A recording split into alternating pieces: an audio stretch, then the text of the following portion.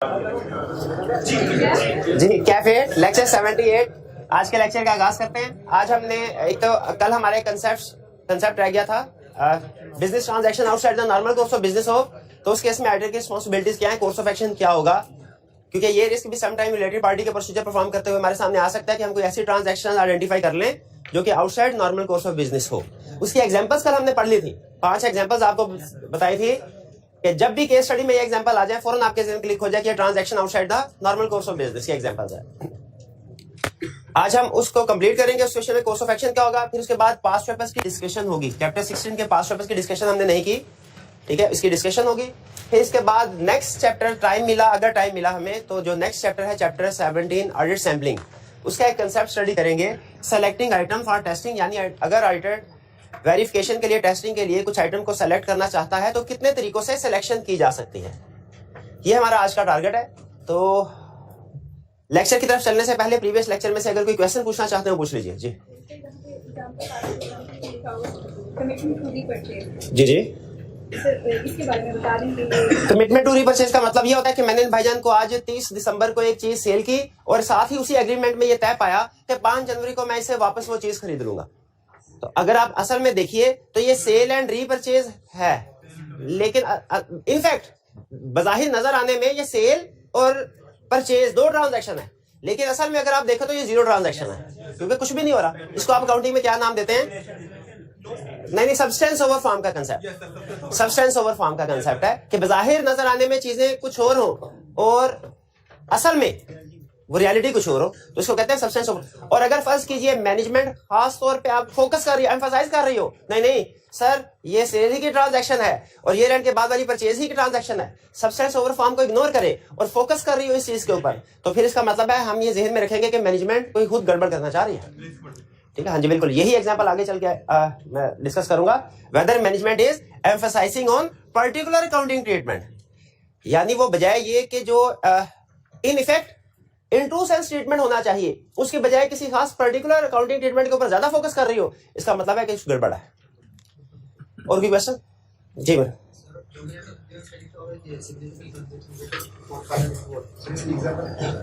Dominant influence में लिखा हुआ है वो जो हमने इंडिकेटर्स पढ़े थे, डोमिनेंट इन्फ्लुएंस रिलेटेड पार्टी के, उसमें क्या इंडिकेटर है? Significant transactions are referred to related party for final approval. हम पहचान कर रहे थे कि कौन सी रिलेटेड पार्टी भी डोमिनेंट इन्फ्लुएंस होता है। जिस तरह पहले हम पहचान करते हैं ना कि significant transaction outside the normal course of business है कि नहीं है, और अगर वो हो उसके बाद अपना जो भी कोर्स ऑफ एक्शन होता है उसको अडॉप्ट करते हैं। एग्जैक्टली उसी तरह एक रिस्क ये है कि हमारे ऑडिट में कोई ऐसी रिलेटेड पार्टी हो सकती है जिसका डोमिनेंट इन्फ्लुएंस हो। तो पहले डोमिनेंट इन्फ्लुएंस की हमें कंडीशंस या फैक्टर्स बताता है कि कैसे हम पहचानेंगे कि कौन सी रिलेटेड पार्टी भी डोमिनेंट इन्फ्लुएंस है। देखिए हर रिलेटेड पार्टी का कुछ ना कुछ तो इन्फ्लुएंस होगा। डेफिनेशन में लिखा था रिलेटेड पार्टी होती है वो है जिसका इन्फ्लुएंस हो, लेकिन हर एक का डोमिनेंट इन्फ्लुएंस हो ये जरूरी नहीं है। तो हमें पहचानना है सिग्निफिकेंट रिलेटेड पार्टी में डोमिनेंट इन्फ्लुएंस, इसके उसने इंडिकेटर्स बताए। उसे एक इंडिकेटर्स में भाई ये पूछ रहे हैं कि सर बताइए कि जो सिग्निफिकेंट ट्रांजैक्शन है वो उस रिलेटेड पार्टी के पास फॉरवर्ड की जाती है फाइनल अप्रूवल के लिए। इसका मतलब है उस रिलेटेड पार्टी में इतनी पावर है कि जितनी रूटीन नेचर की ट्रांजैक्शन तो चले उसने इजाजत दी हुई है लोगों को करने के लिए, लेकिन जो भी सिग्निफिकेंट ट्रांजैक्शन है ऑर्गेनाइजेशन में किसी की हिम्मत नहीं है कि उसको खुद अप्रूव कर ले, खुद एग्जीक्यूट कर ले, वो सारी की सारी ट्रांजैक्शन फाइनल अप्रूवल के लिए उस पार्टी के पास जाते हैं। ठीक है, तो इसे हमें पहचानने में हेल्प होगी कि सिग्निफिकेंट ट्रांजैक्शन सारी की सारी एक ही बंदा अप्रूव कर रहा है अगर, तो वो रिलेटेड पार्टी भी डोमिनेंट इन्फ्लुएंस हो सकता है। और इसी तरह वाइस वर्सा कि उसकी जो ट्रांजैक्शन वो करता है उसकी तरफ से इनिशिएट होती है, क्या उसको प्रूव करने के लिए किसी के पास फॉरवर्ड किया जाता है? नहीं। ठीक है, सारी ट्रांजैक्शन सिग्निफिकेंट ट्रांजैक्शन अप्रूवल के लिए उसके पास आती हैं, और ऐसी ट्रांजैक्शन जिसमें वो इन्वॉल्व हो वो अप्रूवल के लिए किसी के पास नहीं जाती। वो चाहे तो दूसरों के डिसीजंस को, प्रपोजल्स को वीटो कर दे, लेकिन उसके प्रपोजल को कोई वीटो नहीं कर सकता। ठीक है, ये इंडिकेटर्स बता रहे हैं रिलेटेड पार्टीज के।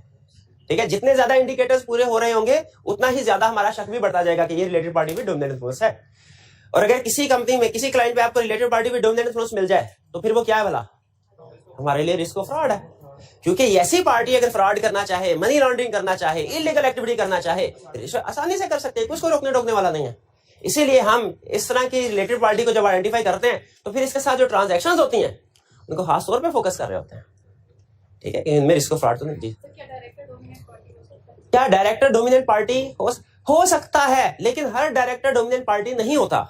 अगर कोई डायरेक्टर डोमिनेंट पार्टी है तो उसके लिए जरूरी है फिर उसका सिग्निफिकेंट रोल हो। यानी हमने तो लॉ में बड़ा सारे डायरेक्टर्स एक बराबर होते हैं, लेकिन वो फिर ऐसा डायरेक्टर हो कि दूसरे डायरेक्टर उसके ऊपर डिपेंडेंट है, वो मेजर शेयर होल्डर भी हो। वो किस सूरत में होगा? जब उसके पास मेजोरिटी ऑफ शेयर होल्डिंग भी होगी, ठीक है, उस सूरत में हो सकता है जी। जैसे रिलेटेड पार्टीज हम केस स्टडीज वगैरह में आते हैं, तो सर हम कैसे उसको डिसाइड करेंगे कि इसका कंट्रोल इन्फ्लुएंस है कि नहीं है? रिलेटेड पार्टी केस स्टडी में आते हैं तो आप कैसे डिसाइड करेंगे इसका इन्फ्लुएंस है कि नहीं है? ऑडिट में, अकाउंटिंग में शायद किसी और तरीके से रिलेटेड पार्टी टेस्ट, उसके बारे में मैं कुछ नहीं बता सकता, लेकिन ऑडिट में कैसे टेस्ट करेगा ये मैं आपको बता देता हूं। किसी ना किसी मैनेजमेंट के बंदे का रिश्तेदार आ गया, मैनेजमेंट में से किसी भी पर्सन का रिश्तेदार अगर क्वेश्चन में जिक्र करता है, ठीक है, तो समझ लीजिए ये रिलेटेड पार्टी का क्वेश्चन है, ठीक है। जो रिश्तेदार होते हैं ना, रिश्तेदार, ये या तो कोड ऑफ एथिक्स में डिस्कस हो रहे होते हैं या डिस्कस हो रहे होते हैं related party. Code of ethics में जो रिश्तेदार डिस्कस हो रहे थे वो नॉर्मली ऑडिट टीम के होते हैं, लेकिन रिलेटेड पार्टी में जो रिलेटिव डिस्कस हो रहे होते हैं वो मैनेजमेंट के होते हैं। किसी भी सीएफओ का, कभी सीएफओ का, सीईओ का, डायरेक्टर का, किसी का भी कोई ना कोई रिलेटिव क्वेश्चन में जिक्र करते हैं, इसके साथ ट्रांजैक्शन हुई हैं, फौरन पहुंच जाए रिलेटेड पार्टी ट्रांजैक्शन। देखिए छोटे एम्प्लॉय का है तो वो रिलेटेड पार्टी में नहीं आता क्योंकि उसका इन्फ्लुएंस नहीं है, लेकिन एग्जाम में किसी छोटे एम्प्लॉय का वो डिस्कस करता भी नहीं है, ठीक है। वो करेगा सीएफओ, सीईओ, डायरेक्टर्स, ठीक है, या मेजोरिटी शेयर होल्डर, या कंपनी ऑर्गेनाइजेशन के केस में वो होल्डिंग कंपनी, सब्सिडरी कंपनी के साथ ट्रांजैक्शंस कहेगा हो रही है, क्योंकि रिलेटेड पार्टी सिर्फ इंडिविजुअल नहीं, ऑर्गेनाइजेशंस भी हो सकती हैं, ये हमने डिस्कस किया हुआ है। क्लियर है? ठीक है। एग्जाम में सिंपल कंसेप्ट, देखिए आपने क्वेश्चन मैंने प्रैक्टिकली आंसर कर दिया।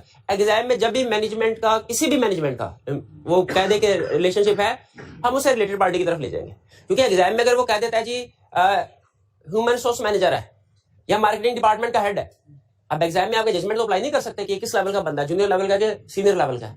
तो मैनेजमेंट के किसी भी बंदे का अगर वो जिक्र करते हैं, हम उसे रिलेटेड पार्टी में डिस्कस कर सकते हैं, ठीक है। आज तक एग्जाम में उसने जितने भी रिलेशनशिप डिस्कस किए हैं, उसके बाद उसने उसको रिलेटेड पार्टी की तरफ ही ले लिया है। और कोई क्वेश्चन? कोई क्वेश्चन? चलिए आज के कंसेप्ट की तरफ चलते हैं, जो कि रिलेटेड पार्टी का हमारा लास्ट कंसेप्ट है। कंसेप्ट क्या है?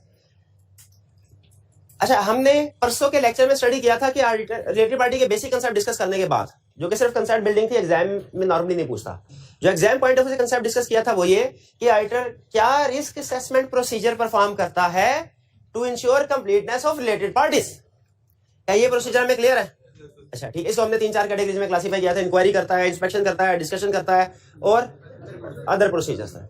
चलिए वो हो गया। इन रिस्क असेसमेंट प्रोसीजर्स को परफॉर्म करने के बाद जाहिर है कोई ना कोई रिस्क सामने आएंगे ना। हर रिस्क असेसमेंट प्रोसीजर के बाद कोई ना कोई रिस्क सामने आते हैं जिनको एड्रेस करना होता है। अब अगले लेवल पे चलते हैं। इन प्रोसीजर को परफॉर्म करने के बाद कितनी तरह के रिस्क सामने आ सकते हैं? 4। वो याद है आपको कौन कौन से रिस्क है? इफ आइडेंटिफाई, ऐसी रिलेटेड पार्टी जो मैनेजमेंट ने आइडेंटिफाई नहीं की, शाबाश। और दूसरा, अगर significant transaction outside the normal course of business हो। तीसरा, रिलेटेड पार्टी में डोमिनेंट इन्फ्लुएंस हो। और फोर्थ, अगर ट्रांजैक्शन आर्म लेंथ बेसिस पे ना हो, या मैनेजमेंट ने ये लिखा हुआ है कि ट्रांजैक्शन आर्म लेंथ बेसिस पे है, तो हमारा रिस्क है कि कुछ ट्रांजैक्शन आर्म लेंथ बेसिस पे नहीं होंगी। इन 4 में से 3 रिस्क के प्रोसीजर हम पढ़ चुके हैं, एक के नहीं पढ़े। किसके नहीं पढ़े? Transaction outside the normal, significant, अच्छा significant transaction outside the normal course. अच्छा, इसकी एग्जांपल्स मैं नहीं करवा रहा, वरना ये कंसेप्ट स्टार्ट होता है एग्जांपल से कि सिग्निफिकेंट ट्रांजैक्शन आउटसाइड द, भाई एग्जांपल तो बताया हमें, एग्जांपल हमने कल पढ़ ली थी 5 एग्जांपल। अच्छा, ये है transaction outside the normal course of business. Transactions outside the normal course of business. आप एग्री करते हैं कि जो transaction outside the normal course of business है, इनमें रिस्क है, कोई गड़बड़ लगती है। अगर आप इनकी ट्रांजैक्शन की नेचर देखें ना, तो इसमें आपको बाय नेचर लगेगा कि इनमें रिस्क है, ठीक है। और अगर यही ट्रांजैक्शन सिग्निफिकेंट भी हो, तो फिर तो रिस्क और बढ़ जाएगा, ठीक है। तो जब कभी हमें कोई सिग्निफिकेंट ट्रांजैक्शन मिले outside the normal course of business वाली, हमारा रिस्क बढ़ जाना चाहिए, हायर रिस्क है। अच्छा, यहां पे एक चीज नोट कीजिए, जरा हेडिंग पढ़ के बताएं मुझे। Significant transaction outside the normal course of business, इसमें रिलेटेड पार्टी का लफ्ज आया नहीं है? तो अभी हम सिर्फ ट्रांजैक्शन हमने ऐसी पकड़ी है जो कि outside the normal course of business है। नो डाउट के लगता यही है, हम आम बंदों के साथ तो हटके ट्रांजैक्शन नहीं ना करेंगे, वो जिसके साथ हटके ट्रांजैक्शन करेंगे उसके साथ मोस्ट प्रोबेबली कोई ना कोई रिलेशनशिप होगा, तो most probably related party transaction होगी। लेकिन अभी पहले हम ट्रांजैक्शन लेवल पे है, अभी हम ये डिसाइड नहीं कर पा रहे कि इसमें रिलेटेड पार्टी इन्वॉल्व है कि नहीं, वो हम इसके बाद देखेंगे। जब कभी significant transaction outside the normal course of business हो, आपने 2 चीजों के ऊपर फोकस करना है। पहली रीजन कि ये ट्रांजैक्शन क्यों की गई, क्या जरूरत थी इस ट्रांजैक्शन के करने की, और दूसरा कहीं इसमें रिलेटेड पार्टी तो इन्वॉल्व नहीं है, क्यों ट्रांजैक्शन की, किसके साथ की, ये देखना है। इसको एक पास्ट पेपर की एग्जांपल से लेके समझते हैं। पास्ट पेपर की एग्जांपल उसने कहा कंपनी है, उसकी एक बिल्डिंग है, प्लाजा है, उसके 4 फ्लोर है। जो 3rd फ्लोर है वो किसी को फ्री ऑफ कॉस्ट दिया गया, किसी को फ्री। अब देखिए एक पूरे का पूरा फ्लोर किसी को फ्री ऑफ कॉस्ट दे दिया जाए और वो है भी कमर्शियल प्लाजा, क्या ये transaction outside the normal course of business है और सिग्निफिकेंट भी है? आपको क्या लगता है हर अरे के साथ ये ट्रांजैक्शन करते हैं? नहीं, हमने 2 चीजों के ऊपर अपना फोकस रखना है। पहला, ट्रांजैक्शन किसके साथ की गई, कहीं कोई रिलेटेड पार्टी तो नहीं जो मोस्ट प्रोबेबली रिलेटेड पार्टी होगी, और दूसरा फोकस करना है रीजन इसकी कि क्यों की गई। पहले कहीं इसमें सबसे पहले देख ले कहीं इसमें कोई रिलेटेड पार्टी तो इन्वॉल्व नहीं है, ये वैल्यूएट। अगर इसमें रिलेटेड पार्टी इन्वॉल्व हुई तो इसको हम कहेंगे अब ये सिर्फ हाई रिस्क नहीं है, ये सिग्निफिकेंट रिस्क है, सिग्निफिकेंट रिस्क है। अभी तक मैंने आपको रिस्क की जो टाइप्स बताई, risk at financial statement level, risk at asset level, कि उसका ये क्लासिफिकेशन थी इस बेस के ऊपर कि इंपैक्ट सिंगल एरिया पे है कि मल्टीपल एरियाज पे। ठीक है, मल्टीपल एरियाज पे हो तो फाइनेंशियल स्टेटमेंट लेवल।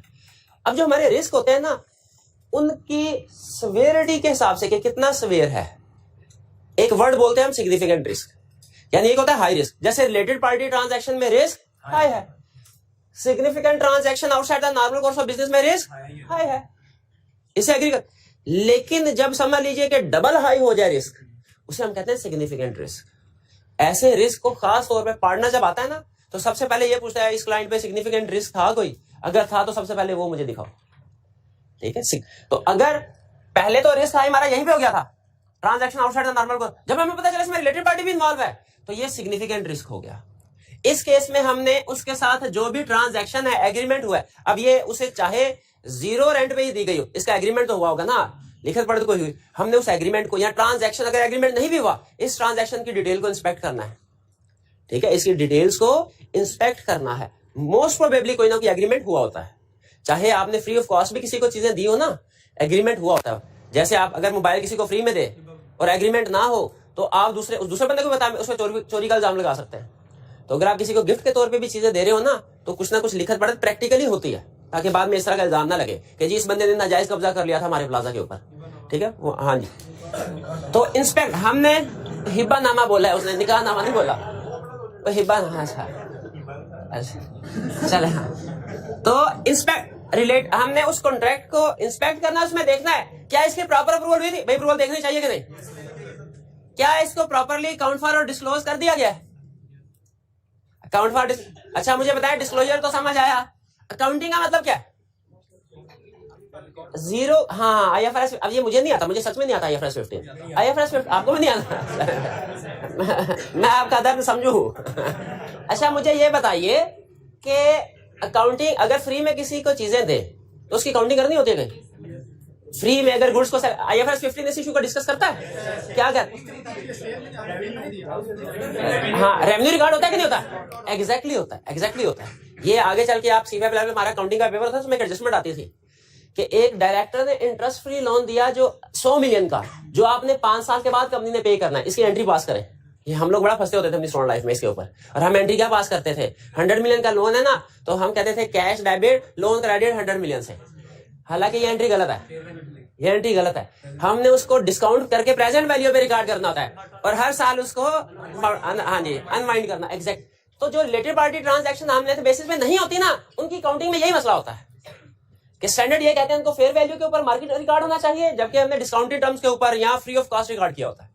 तो यही कह रहा है कि अप्रूवल देखो, काउंटिंग और डिस्क्लोजर देखो, और देखो terms of agreement are consistent with management. Management ने जो टर्म्स एंड कंडीशंस बंदी कलामी बताई है और रिटन फॉर्म में वो कंसिस्टेंट है कि नहीं। कहीं ऐसा तो नहीं मैनेजमेंट हमें कुछ और बंदी कलामी बता रही हो, लिखा कुछ और हो। और इंडिकेशन ऑफ फ्रॉड, इससे आपको कोई फ्रॉड की इंडिकेशन मिल रही हो तो फिर फर्दर आपने मजीद कोर्स ऑफ एक्शन अडॉप्ट करना होगा। वो कोर्स ऑफ एक्शन क्या है वो यहाँ पे इस चैप्टर में नहीं लिखा, वो फ्रॉड वाले चैप्टर में लिखा हुआ, लेकिन एग्जाम में आपने यहाँ पे अपना प्रोसीजर खत्म कर देना है, क्योंकि फ्रॉड हो सकता है कि नहीं हो सकता। रिलेटेड ऐसी ट्रांजैक्शंस जो फ्री ऑफ कॉस्ट की गई हो, ये असल में इनफैक्ट एक तरह से इन्वेस्टर्स के साथ फ्रॉड है कि इन्वेस्टर के पैसों से प्लाजा खरीदा गया, उसी प्लाजे को मार्केट में रेंट पे देके इनकम अर्न की जा सकती थी जो डिविडेंड की शक्ल में मेंबर्स को मिलती। लेकिन अब वो डायरेक्टर्स के बेटी के पास वो प्लाजा है तो वो नहीं मिल रही होगी मेंबर्स को इनकम। एक तरह से फ्रॉड है। इसने उसने फ्रॉड की 2 टाइप्स लिखी हैं, वो मैं सिर्फ नाम आपको बता रहा हूं, एक्सप्लेन नहीं कर रहा दोनों में फर्क क्या है। एक है फ्रॉडलेंट फाइनेंशियल रिपोर्टिंग, एक है मिस एप्रोप्रिएशन ऑफ एसेट्स। ठीक है, आपको अगर याद कर लें और यहाँ पे फ्रॉड इंडिकेशन ऑफ फ्रॉड के साथ ब्रैकेट में दोनों टाइप्स लिखे, दोनों में से कोई भी फ्रॉड हो सकता है। भैया क्लियर हो गया। Terms of agreement are consistent के बाजू का ऐसा होता है कि मैनेजमेंट हम मैनेजमेंट से पूछते हैं कि सर बताइए आपने ये प्लाजा क्यों दिया, तो सर फर्क पड़ा हुआ था प्लाजा हमारा, मार्केट में कोई डिमांड ही नहीं थी इसलिए हमने दे दिया। ठीक है, और इससे बल्कि अब हम ग्राहक आते हैं और जब वो इस फ्लोर पे आते हैं तो हमारे दूसरे फ्लोर पे भी आके शॉपिंग करते हैं। फर्स्ट कीजिए मैनेजमेंट इस तरह की बात करे तो क्या हमें उसको कोऑपरेट करना चाहिए? बिल्कुल देखना चाहिए एग्रीमेंट में क्या चीजें लिखी हुई हैं, क्या इन रिटर्न किसी किस्म की सपोर्ट मिल रही है हमें, क्या उसकी प्रोडक्ट की नेचर इस तरह की है कि हमारे बिजनेस को भी सपोर्ट मिले। यानी जो भी मैनेजमेंट ज़बानी कलामी बातें कर रही है हमने देखना है एग्रीमेंट में और इन रियलिटी कंसिस्टेंसी है कि नहीं अकॉर्डिंगली। ये हो गया हमारा रिलेटेड पार्टी अगर इन्वॉल्व हो तो क्या करना। ठीक है, इसके अलावा इवेल्युएट बिजनेस रैशनल, हमने ये भी देखना है कि क्या इसकी कोई लॉजिक है। बिजनेस रैशनल का मतलब होता है बिजनेस लॉजिक, रीजनिंग रैशनल को वैल्यूएट करते हैं हमने क्या देखना है, क्या ये ट्रांजैक्शन हाईली कॉम्प्लेक्स तो नहीं, हाईली को वो लिखता है ओवरली कॉम्प्लेक्स, अनयूजुअली प्रोसेस की गई हो, अनयूजुअल टर्म्स हो और कोई लॉजिकल रीजनिंग नहीं इस ट्रांजैक्शन की, यानी इस ट्रांजैक्शन को करने की कोई जरूरत नहीं थी। ठीक है, अगर ट्रांजैक्शन ऐसी है जो outside the normal course of business है और वो है भी कम्प्लेक्स, अनयूजुअली प्रोसेस्ड है, unusual terms and condition agree की गई है, कोई लॉजिकल रीजनिंग नहीं है, इसका मतलब यह है कि ये सारी चीजें फ्रॉड की तरफ जा रही हैं, ये सारी चीजें फ्रॉड की तरफ जा रही है। इसी तरह फिर हमने इवैल्यूएट करना है, डायरेक्टर के साथ इसको डिस्कस किया गया कि नहीं, मैनेजमेंट कहीं जानबूझ के किसी खास अकाउंटिंग ट्रीटमेंट के ऊपर फोकस कर रही है कि नहीं कर रही, जैसे अभी सेल और उसके बाद कमिटमेंट टू रीपरचेज की बात हुई। अगर ये कैरेक्टरिस्टिक्स आपकी उस ट्रांजैक्शन में आ जाते हैं, जैसे हाईली कम्प्लेक्स ट्रांजैक्शन है, नॉर्मली मैनेजर अकाउंट प्रोसेस करता है, कम्प्लेक्स तो आपको पता ही है मुश्किल, बाज़ का ट्रांजैक्शन सिंपल होती है उसको जानबूझ के भी मुश्किल बनाया जाता है, घुमा फिरा के। आपको शायद एक दफा मैंने बताया था, एक से दूसरे अकाउंट में डाला, दूसरे से तीसरे, तीसरे से चौथे, घुमा फिरा के, ताकि ट्रेस करने में प्रॉब्लम हो, इन्वेस्टिगेशन में प्रॉब्लम हो। Unusually process, normally manager account transaction process करता है, चंद एक ट्रांजैक्शन ऐसे जो सीएफओ ने खुद प्रोसेस किया। ठीक है, एक क्लाइंट पे हम गए, उसमें एक फ्रॉड निकला, एक बैंक था, उसमें किसी समझ लीजिए फ्रॉडलेंट पार्टी को लोन दिया गया। जब इन्वेस्टिगेशन हुई कि इस पार्टी को लोन किसने अप्रूव किया, तो बैंक का नॉर्मल प्रोसीजर था कि पहले ब्रांच मैनेजर अप्रूव करता है लोन को, फिर जोनल मैनेजर अप्रूव करता है, फिर उसके बाद अगर ज्यादा अमाउंट का लोन हो तो प्रेसिडेंट अप्रूव करता है। जबकि उस केस में जो लोन की जितनी भी डॉक्यूमेंटेशन थी डायरेक्ट प्रेसिडेंट के पास गई, ना ब्रांच मैनेजर को कुछ पता है ना जोनल मैनेजर को कुछ पता है, डायरेक्ट। और मुझे बताइए अगर इस तरह अनयूजुअल प्रोसेसिंग का यही मतलब है कि नॉर्मल रूटीन सेट के प्रोसेसिंग हुई हो, तो बाद में पता चला उसमें फ्रॉड इन्वॉल्व था। ठीक है, वो मैं सुना अभी तक भी जो उस कंपनी का सीएफओ ना वो जेल में है, भुगत रहा था। बहरहाल चले है छोटे इसको। अनयूजुअल टर्म्स एंड कंडीशन, उसकी अनयूजुअल टर्म्स एंड कंडीशन हो जैसे हाँ जी अल्टरनेट और नॉन लॉजिकल, बजाहिर आपको उस ट्रांजैक्शन की कोई सेंस समझ में ना आ रही हो। ठीक है, बिल्कुल जैसे एक आपको याद होगा हमने एक एनालिटिकल प्रोसीजर में क्वेश्चन किया था रिस्क असेसमेंट का, पिछले साल ओवरड्राफ्ट था और उसने इंटरेस्ट एक्सपेंस रिकॉर्ड किया हुआ था, इस साल ओवरड्राफ्ट नहीं है पॉजिटिव, फिर भी इंटरेस्ट एक्सपेंस रिकॉर्ड किया हुआ है। ठीक है, तो मैंने आपको इतना बताया था कि इस साल हो सकता है कैलकुलेशन में गलती होगी और इंटरेस्ट की, लेकिन आपको मैंने ये भी बताया था हमने ये भी सोचना है कि अगर इस साल पॉजिटिव बैलेंस है तो उससे लोन को रीपे क्यों नहीं कर देते। प्रैक्टिकली समटाइम ऐसा होता है कि क्लाइंट ने लोन भी रिकॉर्ड किया हुआ है पिछले साल और इस साल लोन के साथ एसेट भी रिकॉर्ड कर दिया, बैंक बैलेंस बहुत ज्यादा है। हम जब उससे पूछते हैं भाई क्यों नहीं रिकॉर्ड, सर इनकम आ रही है, हालांकि इंटरेस्ट एक्सपेंसेस की रेट ज्यादा होता है इनकम से। इसमें असल में पता क्या कार्रवाई करता है, ये जो बैंक बैलेंस होता है ना ये फेक होता है, ये नॉर्मली उन्होंने अपनी जो जीपी जो अपनी करंट रेशो है इसको इंप्रूव करने के लिए शो करवाया होता है, वरना असल में बैलेंस आप खुद सोचें लॉजिकली, अगर उनके 1 मिलियन का बैंक बैलेंस है उसके ऊपर 7% इंटरेस्ट मिल रहा है और दूसरी तरफ 1 मिलियन का लोन है उसके ऊपर 10% इंटरेस्ट पे करना पड़ रहा है, तो क्या दोनों को बैलेंस शीट में शो करवाना ये कलमंदी की बात है कि इसको रीपे कर देना चाहिए। लेकिन क्लाइंट नहीं कर, कोई लॉजिकल रीजनिंग आपको समझ आ रही है क्यों नहीं क्लाइंट रीपे कर रहा, तो इसका मतलब ये अगर रीपे नहीं करा तो लगता है ये है ही नहीं असल में कैश, तो ये नो लॉजिकल। तो इस तरह की ये जो है ना वेदर वैल्यूएट बिजनेस रैशनल, इसमें हम देखते हैं अगर ये कैरेक्टरिस्टिक्स हो तो इसका मतलब है वैलिड बिजनेस रैशनल रीजनिंग नहीं है, ये फ्रॉडुलेंट ट्रांजैक्शन लग रही है। और अगर ऐसा नहीं है यानी कम्प्लेक्स वगैरह नहीं है, प्रोसेसिंग नहीं है, transaction outside the normal course of business तो है लेकिन प्रॉपर अप्रूवल दी गई है और मैनेजमेंट ओपन है कि जिसका करेक्ट अकाउंटिंग ट्रीटमेंट, तो कोई प्रॉब्लम नहीं। फिर कोई प्रॉब्लम नहीं। क्या पर्टिकुलर अकाउंटिंग ट्रीटमेंट के ऊपर फोकस कर रही हो मैनेजमेंट कि नहीं सर ये सेल ही है, इसको सेल ही रिकॉर्ड करें, ठीक है, इसको आपने सेल को जो कमिटमेंट टू रीपरचेज है उसके साथ नेट ऑफ ना करें, ठीक है। इसकी सीफैप में मैं एक दफा एक एक्सप्लेनेशन पढ़ रहा था, इस ट्रांजैक्शन को ना वो कहते हैं ये फाइनेंसिंग ट्रांजैक्शन है। असल में आपने उसे ये ऐसे समझा जाता है आपने उससे पैसे लिए हैं लोन और चीजें गिरवी के तौर पे उसके पास रखवाई हैं कि जब आप उसको लोन वापस कर देंगे तो वो चीजें वापस आ जाएंगी। ये असल में ये ट्रांजैक्शन है, ये जो सेल और विद कमिटमेंट टू रीपरचेज होती है। चलिए ये कवर हो गया एरिया, ठीक है। अच्छा कल के लेक्चर में हमने कुछ एडिशनल चीजें पढ़ी थी, वो आपकी ऑप्शन है, वो पढ़ी थी हमने, डॉक्यूमेंटेशन की बात की थी हमने। नहीं मटीरियलिटी लाजमी करना है, मटीरियलिटी तो पहले पढ़ा हुआ था, रिटन रिप्रेजेंटेशन ऑप्शनल है पढ़ना, वरना आगे चल के आपने लाजमी पढ़ना है ये। अभी रिटन इम्प्लीकेशन और रिपोर्ट है नहीं, वो था डॉक्यूमेंटेशन था और कम्युनिकेशन विद दो टॉपिक गवर्नेंस। डॉक्यूमेंटेशन और कम्युनिकेशन विद दो टॉपिक, ये दो कंसेप्ट आपके लिए ऑप्शनल है, बाकी सारे कंसेप्ट आपने कवर करने हैं, ठीक है। वो इस चैप्टर में नहीं, लेकिन या तो इससे पहले वाले चैप्टर में डिस्कस हो चुके हैं या आगे वाले चैप्टर में डिस्कस होना है, लेकिन ये दो कंसेप्ट जो है ये एडिशनल है आपके लिए, ये आगे भी नहीं आएंगे। याद करना चाहे करें, नहीं तो एक दफा रीड करके साइड पे कर दें।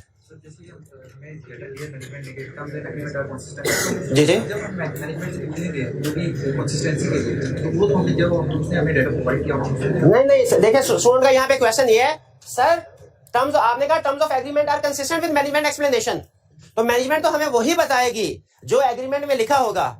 मैनेजमेंट आप अच्छा यहाँ पे बैठ के सोच रहे होते हैं कि मैनेजमेंट कोई बड़ी रॉकेट साइंस लगाती होगी, वो मैनेजमेंट इतनी बोंगिया मार के जिसके हद ही कोई नहीं।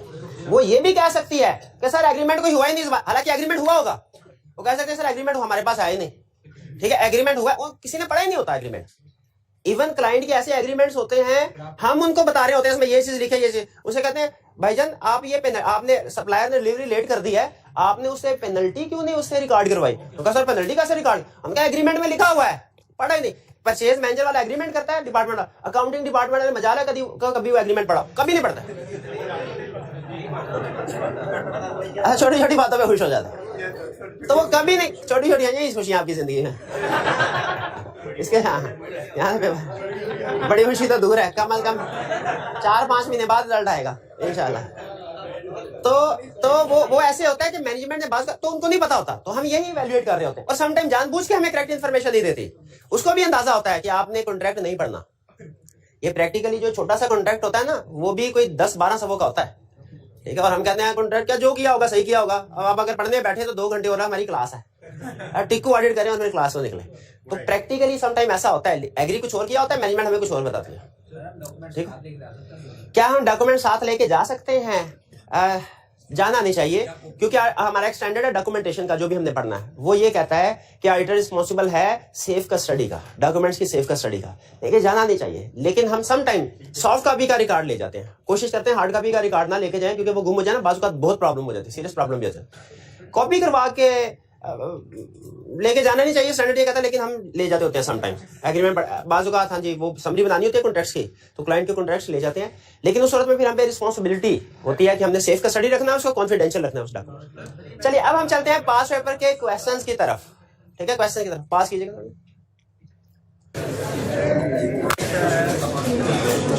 जी के बगैर नहीं, जी के बगैर नहीं, जी तो होगा जी। चैप्टर 16 के पास पेपर की डिस्कशन स्टार्ट करते हैं। इससे पहले मैं आपको बता दूं, इस चैप्टर में, चैप्टर 15 में आपको बताया था कि वो रिप्रोडक्शन का क्वेश्चन ही टेस्ट करता है। इस चैप्टर में रिलेटेड पार्टी की अलग से केस स्टडी सेट नहीं करता, लेकिन किसी दूसरे टॉपिक के साथ वो इसको ऐड कर सकता है, ठीक है। जैसे रिपोर्ट वाले टॉपिक के साथ उसमें अमाउंट स्मॉल होगी, लेकिन वो कहीं पे ये मेंशन कर सकता है कि ये ट्रांजैक्शन रिलेटेड पार्टी के साथ थी। तो आपको जब उसका इफेक्ट वैल्यूएट करना होता है ना, उस वक्त ये चीज ध्यान में रखनी है कि रिलेटेड पार्टी इन्वॉल्व है, ये स्मॉल अमाउंट भी मटेरियल होगी। अलहदा से केस स्टडी पूरी की पूरी जो रिलेटेड पार्टी के ऊपर बेस कर रही है वो नहीं पूछता, ज्यादातर रिप्रोडक्शन के क्वेश्चन पूछता है। और अगर आप आईकैप के क्वेश्चन बैंक को देखें, उसमें सबसे ज्यादा प्रोबेबली जिस चैप्टर के क्वेश्चंस हैं वो यही चैप्टर है, और बिला वजह के क्वेश्चन रिपीट हो रहे हैं, पता नहीं क्यों डाले हुए हैं, लेकिन बहरहाल तो इसी से अंदाजा लगा ले कि एक्सपेक्टेड है। अगर ज्यादा क्वेश्चन है इसका मतलब है पास पेपर में ज्यादा दफा टेस्ट भी हुआ। तो अब हमने वैल्यूएट करना है कि पिछले 2 दिन से हमने जो कुछ पढ़ा है, क्या हम इस काबिल हुए हैं कि पास पेपर के क्वेश्चन को अटेम्प्ट कर सकें। और अगर आपने सारे, भाई अभी देख तो लो, पहले जवाब दे दिया नो सर, मैं देख लो शायद इस काबिल हुए, आपको पता नहीं चला अभी। हाँ जी चलिए क्वेश्चन तरतीब के जो बुक की तरतीब है उसके लिहाज से question 2, describe the procedures that auditor may perform in order to ensure the completeness of information provided by management about related parties। सबसे अहम लफ्ज इसमें क्या है? related parties का। अब बताइए मार्क्स 6 है। अच्छा वैसे मार्क्स कम है कि ज्यादा है? कम, लेकिन उसकी मर्जी, ठीक है। अच्छा इसमें आप 6 पॉइंट लिखेंगे, एक नंबर के लिए 1 पॉइंट, कि to be on safe side एक नंबर के लिए 2 पॉइंट लिखने चाहिए, तो तकरीबन 12 पॉइंट्स लिखने चाहिए हमें। इसमें बेहतर ही है, मे भी मार्किंग स्कीम जब आए तो वो 1 पॉइंट का 1 नंबर दे रहा हो, लेकिन उसमें हमारा नुकसान कोई नहीं होगा। प्रोसीजर याद है आपको? जल्दी से बता दीजिए क्या प्रोसीजर है कंप्लीटनेस के। हाँ जी, इंक्वायरी, इंस्पेक्शन, डिस्कशन में क्या डिस्कस करते हैं?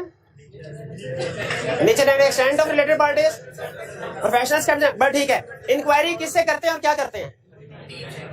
टीम से नहीं करते, मैनेजमेंट से करते हैं। अच्छा 1 मिनट आ रही है, ये भाई जवाब देंगे मुझे, और अगर इन्होंने जवाब दे दिया तो समझा जाएगा सारी क्लास का कंसेप्ट क्लियर है, और अगर इन्होंने जवाब नहीं दिया इसका मतलब है ये भी फारिग, सारी क्लास भी फारिग। इंक्वायरी में ये लिखा है कि ऑडिटर मैनेजमेंट से इंक्वायरी करेगा और कुछ मैटर्स उनसे पूछेगा, वो मैटर नहीं पूछ रहा आपसे। उसी इंक्वायरी के अंदर एक और भी कंसेप्ट है कि auditor others with in the entity में कुछ दूसरे लोगों से भी इंक्वायर करेगा। वो दूसरे लोगों से क्या इंक्वायर करेगा और क्यों करेगा? ये फाइनल का नहीं है, लिखा हुआ उसमें। शाबाश, किसके बारे में पूछेगा? कंट्रोल्स के बारे में, क्योंकि अगर कंट्रोल स्ट्रांग होंगे तो उसका मतलब जो रिलेटेड पार्टी की इंफॉर्मेशन प्रोवाइड करा हमें वो भी सही होगी। शाबाश, हाँ जी। और इसमें कुछ डॉक्यूमेंट्स या रिकॉर्ड को भी इंस्पेक्ट करना पड़ता है। अच्छा साथ ही मुझे सर पूछना लेगा खुदा का हो करे। हाँ जी, कुछ डॉक्यूमेंट्स या रिकॉर्ड को भी इंस्पेक्ट करना पड़ता है ना इसमें, नहीं करना पड़ता? हाँ, वो कौन कौन से डॉक्यूमेंट्स या रिकॉर्ड को इंस्पेक्ट करना पड़ता है? कौन से डॉक्यूमेंट्स? कुछ नहीं पता। जी बताएं, शाबाश, आप बताएं। ये ले। अच्छा मैंने बताया था कि नहीं है कि सबसे ज्यादा सवाल, ये मैंने बताया था कि एग्जाम में सबसे ज्यादा, ये ले, ये हाल है आपका। जी बताइए। Bank and legal confirmation, minutes of the meeting of share holders and और अदर रिकॉर्ड्स के एग्जांपल बताए ना। ये सुन यहाँ पे वो रिटर्न लगाने के लिए कहा था ना, tax return, third party confirmation और पता नहीं क्या क्या। ठीक है, चलिए ठीक है, तसल्ली होगी मैं, तसल्ली। अच्छा आप आइंदा कभी अगर ये क्वेश्चन आए तो दोबारा डिस्कस करने की जरूरत है, चलिए, लेकिन हम डिस्कस जरूर, ताकि वर्डिंग आपको पता चल जाए कितने तरीकों से पूछ सकता है। As auditor of a listed company with a number of related parties को अंडरलाइन कर रहे हैं, पता चल गया रिलेटेड पार्टी के टॉपिक में से पूछने लगा। What steps would you consider as part of your audit planning to ensure that all related party relationship and transactions are identified and disclosed in the financial statement? ये पहले वाला ही question है कि डिफरेंट है? लेकिन इसमें तो उसने किसी और अल्फाज में पूछ रहा है। पहले उसने कंप्लीटनेस का वर्ड लिखा था, पिछले वाला सवाल, ये पिछले वाला सवाल है। इसमें तो कंप्लीटनेस का वर्ड नहीं लिखा। हाँ, ऑल का मतलब यही है कि सारी की सारी कंप्लीटेड ट्रांजैक्शन। अब ये 13 मार्क्स के साथ है क्वेश्चन, सारा लिखेंगे। अच्छा 1 मिनट, अरे ये 13 नंबर है, ये 6 मार्क्स है, तो ऐसा हो सकता है कि कंसेप्ट में आई कैप कभी कम मार्क्स के साथ और ज्यादा मार्क्स के साथ पूछ ले। अब इसमें आप अलाइन कर लेंगे ना, अपने आंसर को ट्यून अप कर लेंगे ना कि कितना ज्यादा लिखना है या कम लिखना है। चलिए आगे चलते हैं। Specify the procedure that an auditor should perform to ensure completeness of list of related parties provided by directors. ये तो वही बेसिक्स के साथ पूछ लिया। वैसे आपका रिसेंटली आपको आई कैप का ट्रेंड बता दूं, पहले आई कैप नॉर्मली ये करता था कि ज्यादा नंबर के क्वेश्चन पूछा करता था, अब कम नंबर के क्वेश्चन पूछा करता है। ये रिसेंट क्वेश्चन, इसके अलावा भी जब रिसेंट क्वेश्चन आएंगे ना तो आप देखेंगे आपको 13 नंबर का कोई क्वेश्चन नजर नहीं आएगा। पहले कभी कभार, पहले सब्सटेंटिव प्रोसीजर में भी ऐसे होता था, वो रिप्रोडक्शन इजी क्वेश्चन पूछता था, फिक्स एसेट के प्रोसीजर, इन्वेंट्री के प्रोसीजर बताओ 11 नंबर के साथ। लेकिन अब क्या करता है, अब वो कम मार्क्स के साथ, 2-3 मार्क्स के साथ सब्सटेंटिव प्रोसीजर का कोई एक एरिया पूछ लेता। तो अब समझ लीजिए वो क्या उसने किया है, वो डिटेल में पूछना शुरू हो गया। Question 5, give any 3 audit procedure to ensure completeness of list of related parties provided by the management. अब ये देखिए 2 नंबर के साथ पूछ लिया, क्योंकि उसे पता है जिसको आता, जिसने ये लिस्ट याद की है उसने सारी लिस्ट याद की होगी, ठीक है, तो उसने सिर्फ 2 नंबर के साथ पूछ लिया। कोई से 3, हम एहतियातन एक आधा एक्स्ट्रा लिख देंगे, 4 लिख देंगे, ठीक है, इंक्वायरी वाले लिखेंगे सर। ऐसा करते हैं, मेरा देखिए सारे इंक्वायरी वाले भी लिख दे, ठीक है, लेकिन एक बेहतर अप्रोच है मिक्स करके लिखें। एक आधा इंक्वायरी का लिख दें, एक आधा इंस्पेक्शन का लिख दें, डिस्कशन का लिख दें, और अदर में से एक दो लिखें। अदर वाले क्या प्रोसीजर थे? शाबाश, अदर वाले क्या प्रोसीजर थे?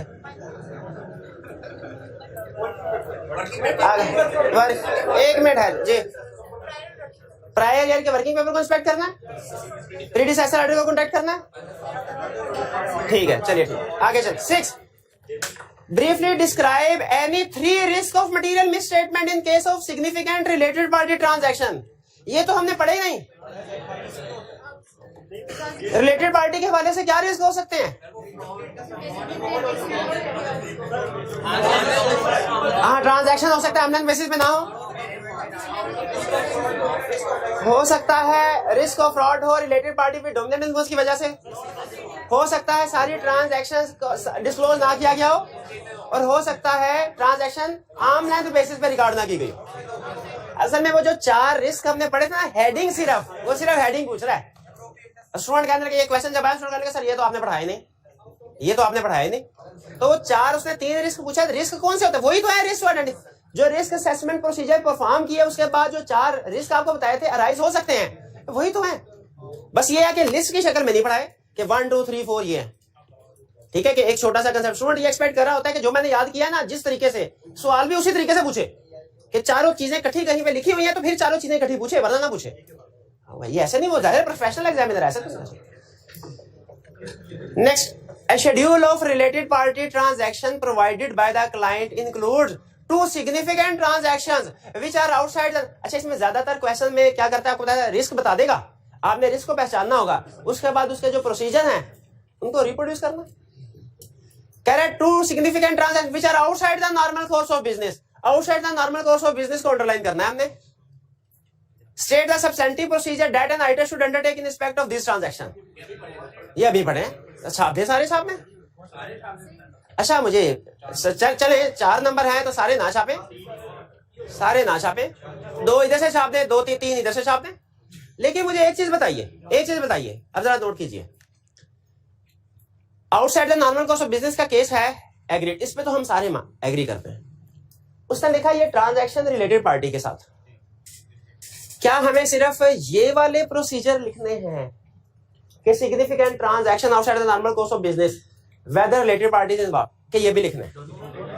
दोनों लिखने हैं, क्योंकि रिलेटेड ये प्रोसीजर भी रिलेटेड पार्टी इन्वॉल्व है या नहीं है, दोनों सूरतों में लिखना है।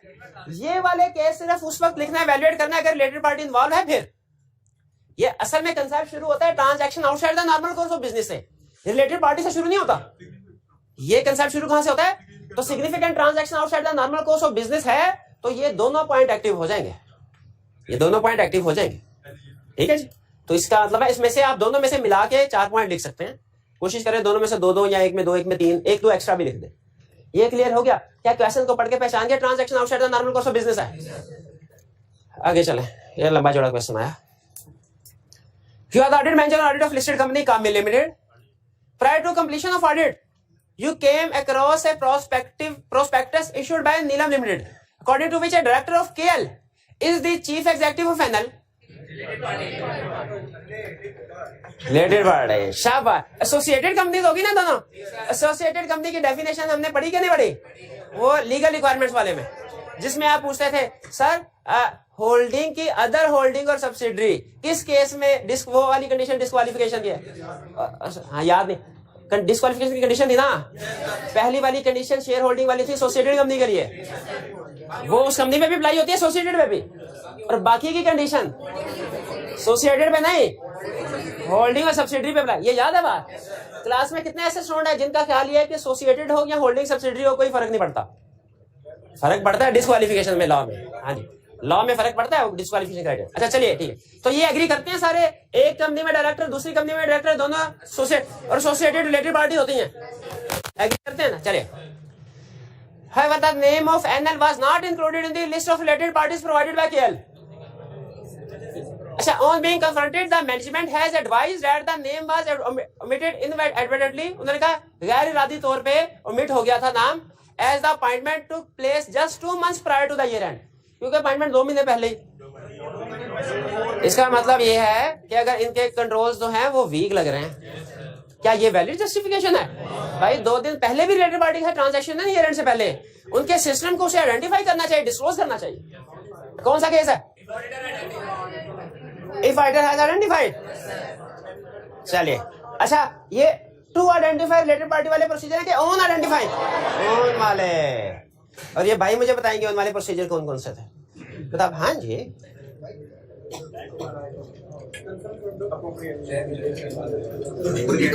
भूल गए, याद ही नहीं की। अच्छा मैं वैसे आपको एक बात बताऊं, एक वैसे चलते चलते आप अगर समझ नहीं भी आता ना कोई टॉपिक, देखिए नेचुरल है हमारे साथ, लाजमी सम टाइम ऐसा भी होता है, मैं आपको गुरु की बात बताता हूँ कि कोई कंसेप्ट हो सकता है टीचर का भी वीक हो। भाई हाथी मरा भी 1.25 लाख का होता है। टीचर का कंसेप्ट जितना मर्जी वीक हो, आपको टीचर इस लेवल में पढ़ा देता है कि आप पास हो सकते हैं। ठीक है, पढ़ा देता हूं मैं। ये लगा मैं कंसेप्ट वीक है नहीं कोई, नहीं ऐसी बात नहीं है, ऐसी बात। आपके साथ अगर कभी ऐसा हो ना, कोई कंसेप्ट, आप थ्योरी की बात कर रहा हूँ, थ्योरी में कोई कंसेप्ट समझ नहीं भी आ रहा, उसको याद कर लिया करे मेरे भाई, रट्टा लगा लिया करे। ये ना सोचा करे कि समझ में आएगा फिर मैंने याद करना है, वरना नहीं करना, वरना नहीं करना। मैं अपने जब स्टूडेंट था ना, मॉड्यूल डी हमारे जमाने ABCD होता था, तो मॉड्यूल डी की ना मैंने क्लासेस नहीं ली थी, वो घर से खुद से तैयारी करता, तो मुझे कंसेप्ट नहीं पता होते थे कि कॉस्ट काउंटिंग के कंसेप्ट जो है ना वो किस तरीके से चलेंगे। लेकिन मैं एक बुक, इतनी मोटी बुक लेके आया था, उसमें क्वेश्चंस थे। तो हालांकि ये तरीका का टेक्निकली गलत है, लेकिन मैं क्वेश्चंस की प्रैक्टिस कर करके कंसेप्ट बिल्ड किया करता था। तो बाजू का ऐसा होता है कि आपको कंसेप्ट समझ नहीं आया ना, लेकिन आपने याद कर लिया है, तो याद करते हुए कोई ऐसा लफ्ज होता है जो प्रीवियस किसी कंसेप्ट से लिंक हो जाता है, या बाद में चल के आपके जहन में कंसेप्ट बैठ जाता है ना, तो चीजें समझ आना शुरू हो जाती हैं। तो याद करने के लिए इस चीज का इंतजार ना किया करें, पहले समझ आएगा तो फिर याद करें। एक दफा समझने की कोशिश जरूर करें, लेकिन ये आपको जाहिर है 100% चीजें तो समझ में नहीं आएगी। अगर कोई समझ नहीं भी आती ना, तो थियरी में पहला ऑब्जेक्टिव हमारा पास होना है, उसको रटा लगा लिया करें मेरे भाई। ठीक है, तो रटा लगा लिया करेंगे। अच्छा शाबाश, याद आ गया ना, बताया। Properly communicate to other team member, शाबाश। और inquire management why controls fail to identify, request management to identify transactions with such related party। But ठीक है, क्लियर हो गया। आगे चलते हैं। क्वेश्चन है, on the audit of Babar Limited BL, you have noted a transaction whereby a loan payable to the holding company which was overdue for 6 months was settled by transfer of securities owned by BL। कैसे, कहां लिखा? Outside the normal, share से। हाँ, share से settle किया। Securities का मतलब share होता है क्या? बिल्कुल, सिक्योरिटीज का मतलब शेयर ही होता है, शेयर सेटलमेंट। और वैसे भी ये लोन की ट्रांजैक्शन है। ये जब लोन दिया गया था ना, तब भी ये transaction outside the normal course of business. अब इसको सेटल किया गया इस साल, ट्रांजैक्शन आउटसाइड द नॉर्मल। किसी स्टूडेंट को कंफ्यूजन हो कि transaction outside the normal course of business नहीं है। रिक्वायरमेंट में कह रहे हैं evaluate the above scenario and specify the audit. Evaluate the above scenario का मतलब क्या है कि बताओ कौन से टॉपिक में से है। तो हम से कहे ये रिलेटेड पार्टी ट्रांजैक्शन है which is outside normal course. ये हमने इवैल्यूएशन की है इसके कि किस टॉपिक का है, उसमें कौन सा लर्निंग ऑब्जेक्टिव इन्वॉल्व है। जब आपसे कहता है ना इवैल्यूएट दिस सिचुएशन, इसका मतलब क्या है, किस चैप्टर में से पूछा है और कौन सा कंसेप्ट इन्वॉल्व है, कौन सा लर्निंग ऑब्जेक्टिव इन्वॉल्व, वो बताना। अरे 4 नंबर नहीं बताना, उसको डिस्क्राइब करके बताना। चलिए, तो transaction outside the normal course of business के प्रोसीजर लिख देंगे? नहीं लिख पाएंगे आप। क्यों? अभी अच्छा अभी याद है, हाँ आज ही तो पढ़ा है। कोई एक प्रोसीजर बता दे मेरे भाई। पहले देखेंगे वेदर रिलेटेड पार्टीज इन्वॉल्व, और फिर उसके बाद बिजनेस रैशनल। ठीक है, बिजनेस रैशनल के पॉइंट पे लिख दीजिएगा, यहाँ रिलेटेड पार्टी के भी लिख सकते हैं कि प्रॉपरली अप्रूव हुई है कि नहीं, counting disclosure, terms of agreement are consistent, whether risk of fraud, indication of fraud. और फ्रॉड की 2 टाइप्स आपको क्या बताई थी? फ्रॉडलेंट फाइनेंशियल रिपोर्टिंग और मिसएप्रोप्रिएशन। शाबाश। 10 Alshams Limited is an unquoted, unlisted public company. A large part of its business is carried out with persons, organizations who are related to management or the shareholders. अब पता चल गया? कैसे पता चलेगा? देखिए अभी जितने भी क्वेश्चन है उसमें खुद बता रहा है। सिर्फ एक क्वेश्चन में उसने बताया कि जी वो प्रॉस्पेक्टस से पता चलता है कंपनी में डायरेक्टर और दूसरी में चीफ एग्जीक्यूटिव है, लेकिन उसमें भी आगे चल के बता दिया कि उसका नाम रिलेटेड पार्टी में शामिल नहीं है, जिससे हमें पता चल गया कि रिलेटेड पार्टी थी। तो आपने देखा इसमें कोई टेक्निकल चीज नहीं डिस्कस कर रहा होता कि आपको बहुत सोचना पड़े रिलेटेड पार्टी है कि नहीं है, वो ज्यादातर खुद से ही बता देता है। यह इन्फॉर्मेशन इतनी क्लियर होती है कि आप आसानी से नतीजे पे पहुंच जाते हैं। Any 8 procedures which an item may perform for determining existence of related parties or related party transactions। ये तो हमने पढ़ा ही नहीं,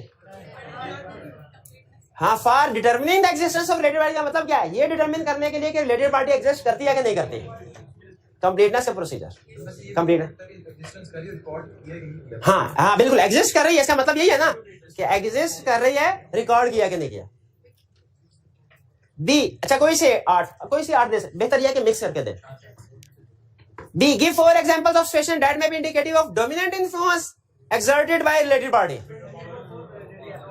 5 इंडिकेटर्स पढ़े हैं, कोई से। अच्छा ये अच्छा क्वेश्चन है, कि वो हमें बता देता है कितने प्रोसीजर बताने हैं, 8 है 4 है, क्योंकि कुछ ना कुछ मार्जिन भी दे देता है। आपने देखा टोटल प्रोसीजर असल में 8 से ज्यादा है, और टोटल प्रोसीजर 5 है। उसने एक आधा स्टूडेंट अगर भूल भी जाए फिर भी पूरे नंबर मिल जाए उसको, वैसे पूरा अटेम्प्ट हो जाए। चलिए, ये है चैप्टर 16 हमारा कंप्लीट हुआ।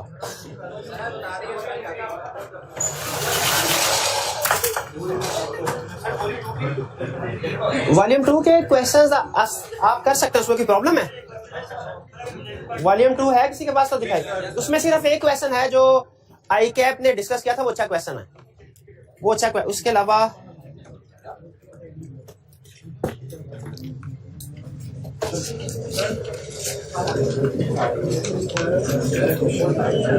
वॉल्यूम 2 में से, हाँ वॉल्यूम 2 में भी यही है। आप जब इनको अटेम्प्ट करेंगे ना तो ये रिप्रोडक्शन की रिपीट। क्वेश्चन नंबर 1 भी उसी तरह का है, क्वेश्चन नंबर 2 भी जिस तरह की प्रैक्टिस की है। क्वेश्चन 2 कर लें और 3 कर लें। क्वेश्चन 2 और 3 लाजमी कीजिए, बाकी रीड कर लीजिएगा। क्वेश्चन 2 और 3 अहम है, बाकी इतने अहम नहीं है।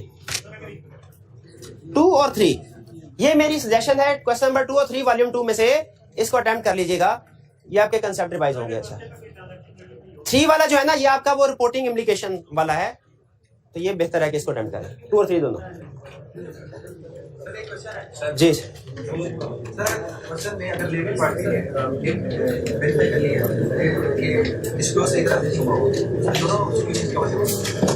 रिलेटेड पार्टी के केस में हमने चेक कर लिया कि रिलेटेड पार्टी को डिस्क्लोज ठीक नहीं किया हुआ, तो उसमें क्या करेंगे? नहीं, क्वेश्चन में ये नहीं बताया हुआ कि रिलेटेड पार्टी को डिस्क्लोज किया है कि नहीं किया, तो हमारा नॉर्मल अप्रोच दोनों डिस्कस कर लेंगे कि रिलेटेड पार्टी को डिस्क्लोज, उसने रिपोर्टिंग इम्प्लीकेशन मांगी अगर, तो अगर इंपैक्ट ऑन रिपोर्ट मांगा है तो डिस्कस करें, और दोनों डिस्कस करें कि अगर एडिक्वेटली डिस्क्लोज है तो अनमोडिफाइड ओपिनियन, और अगर एडिक्वेटली डिस्क्लोज नहीं है तो ये मटेरियल इफेक्ट है, इसका मिस स्टेटमेंट का इफेक्ट मटेरियल है, क्वालिफाइड ओपिनियन देंगे। मुझे याद आ रहा है रिलेटेड पार्टी वाली एग्जांपल की ऑडिट मैटर में थी, तो अगर हम की ऑडिट मैटर में थी कि नहीं रिलेटेड पार्टी वाली एग्जांपल, मुझे लग रहा है हाँ, तो उसमें अनमोडिफाइड ओपिनियन के साथ की ऑडिट मैटर भी आना चाहिए।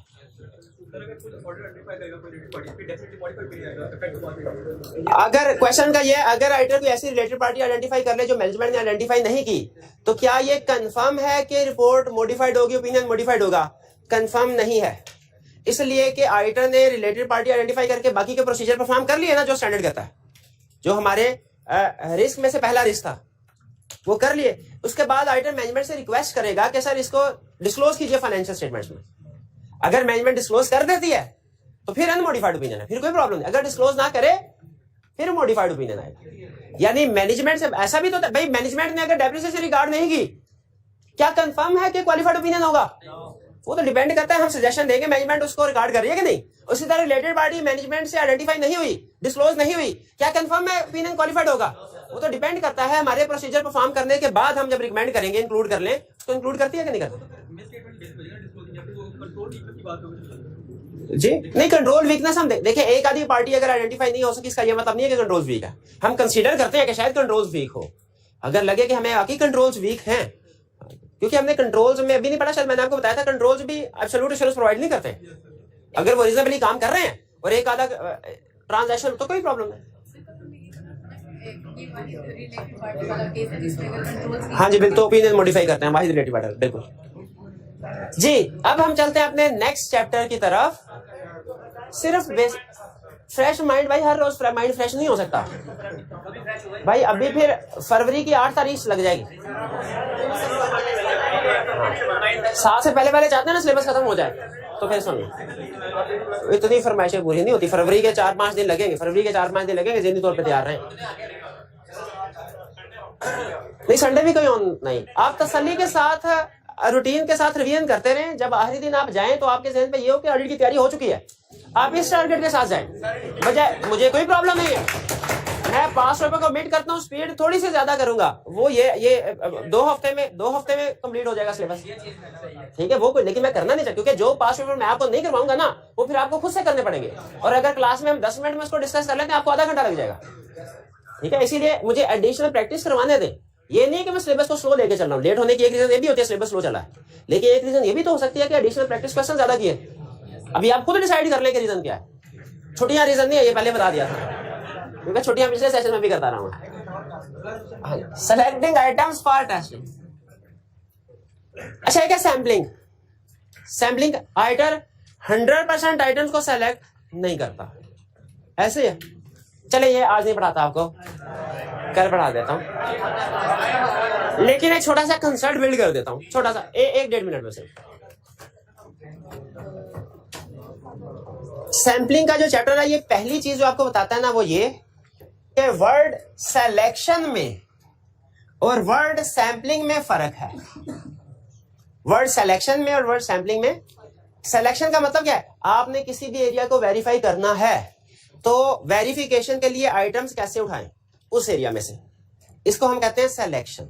सिलेक्शन के बहुत से तरीके हैं, सैम्पलिंग उनमें से एक तरीका है सिलेक्शन का 100% सिलेक्शन, एक तरीका है स्पेसिफिक आइटम सिलेक्शन, और एक तरीका है ऑडिट सैम्पलिंग। आइटम को सेलेक्ट करने के कितने तरीके हैं? 3, 100% सिलेक्शन, स्पेसिफिक आइटम सिलेक्शन।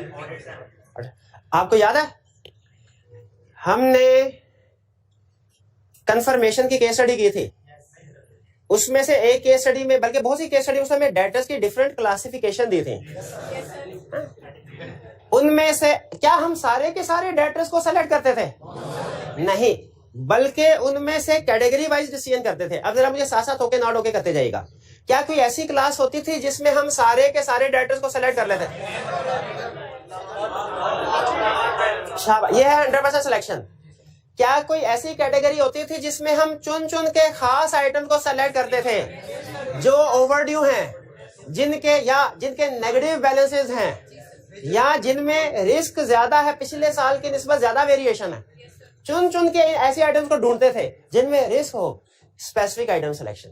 और फिर बाकी क्या कुछ ऐसी पॉपुलेशंस होती थी जिनमें हम कहते थे सैम्पलिंग करो, मिला जुला के कुछ सैंपल सेलेक्ट कर लो। शाबाश। अच्छा तो फिर मुझे बताइए, तीनों में फर्क समझ आ गया? 2 क्वेश्चन आपसे पूछ रहा हूं, उसके बाद लेक्चर खत्म। और अगर 2 क्वेश्चन का जवाब मुझे तसल्ली हो जाएगी कि आप ऑडिट सही तैयार कर रहे हैं, और इंशाल्लाह हमारा जब खत्म होगा आप रीजनेबल पोजीशन पे होंगे, ज्यादा बर्डन नहीं होगा आखिरी दिन। पहला क्वेश्चन मेरा, तीनों तरीके हैं सिलेक्शन के, प्रोजेक्शन इनमें से सिर्फ एक तरीके में की जाती है, किसमें? शाबाश, सैम्पलिंग में। और आखिरी क्वेश्चन कंसेप्चुअल। हमने तो ये पढ़ा था ऑडिटर 100% टेस्टिंग नहीं करता, चैप्टर 1 से पढ़ते आ रहे हैं। इनहेरेंट लिमिटेशंस ऑफ ऑडिट की रीजन थी एक, ऑडिटर 100% आइटम्स को चेक नहीं करता। तो यहाँ पे 100% सिलेक्शन क्यों डिस्कस की? हाँ शाबाश। यहाँ पे 100% सिलेक्शन का मतलब ये नहीं कि पूरे के पूरे ऑडिट की हर ट्रांस नहीं, इसका मतलब है किसी स्पेसिफिक एरिया, कोई एक आधा एरिया ऐसा हो सकता है जिसमें, जैसे आपको प्रैक्टिकली एग्जांपल बताई थी मैंने, बैंक्स, शाबाश, बैंक्स हैं या लॉयर्स हैं, हम प्रैक्टिकली लीगल एक्सपेंसेस 100% चेक करते हैं। मेरी पहली जो एंगेजमेंट थी ना, ऑडिट एंगेजमेंट,